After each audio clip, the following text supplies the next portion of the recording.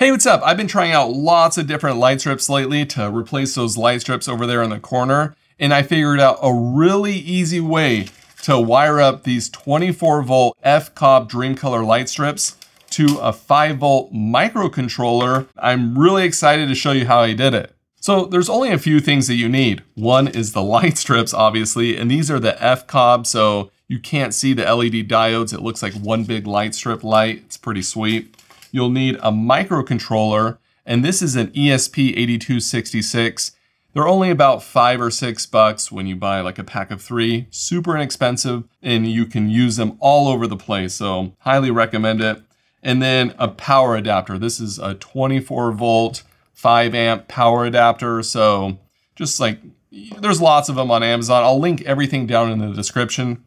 And then you'll need some kind of wire. I'm using 18 gauge wire. It's pretty flexible, seems thick enough for what I'm doing. And then you'll just need some basic 5-volt phone charger. So to get this all up and running, you'll just need to connect the microcontroller to the micro USB port and connect that to your computer. And then you'll install WLED. So you just go to the website, click install, and then it flashes WLED on the microcontroller, select your Wi-Fi, and then that's it. All you have to do is now plug this into power. You don't have to have it plugged into your computer anymore, and you can control it. All right, time to wire everything up. And first thing you're gonna wanna do is make sure your power adapter is unplugged so you don't get electrocuted. And when you buy a power adapter, they usually come with these little barrel attachments that you can plug in wires to. There's just a plus and a minus connector, and I'm gonna have the red be the plus and the yellow be the minus to kind of keep it the same throughout. And then when you buy the light strips, it comes with one of these little connectors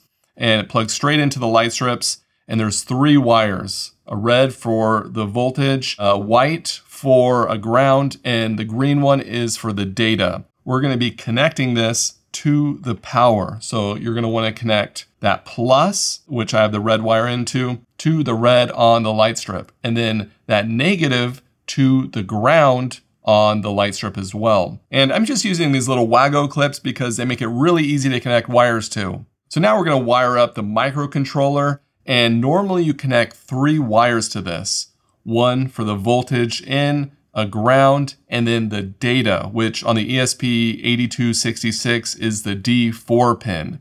We're only going to be connecting 2, that data wire and then the ground. We're not going to be connecting the voltage on this because this only takes 5 volts. And so we're just going to be powering it with a little 5-volt phone charger. Now, if you wanted to power the microcontroller and the light strips only from one power source, you could step down that voltage and buy an extra thing to do that, but I didn't want to buy an extra thing, and I had so many of these 5-volt phone chargers laying around that I just wanted to use this. And to connect the wires, you can use these little jumper cables. They just slide right on to the pins and they connect, and they make it super easy. Like if you're just testing things out and you're not really sure how to solder anything, these are a pretty good solution.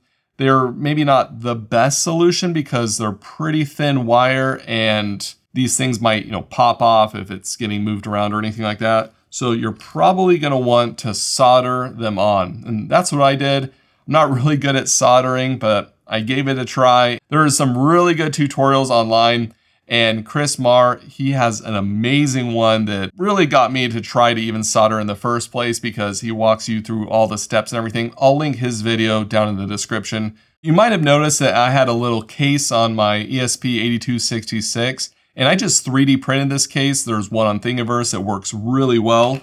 It just snaps on super, super tight, and there's no wiggle or anything. It works great. So you can see that there's just 2 wires connected here, the data line and the ground line. So we're just gonna connect these to those other wires, connect the data line to the other data line for the light strips, and the ground to the other 2 negative and ground lines. So just to recap, you connect the positive from the power source to the red wire on the light strips, the negative from the power source to the ground on the light strips, and also the ground on the microcontroller, and then you connect the data cable from the light strips to the microcontroller. And that's it.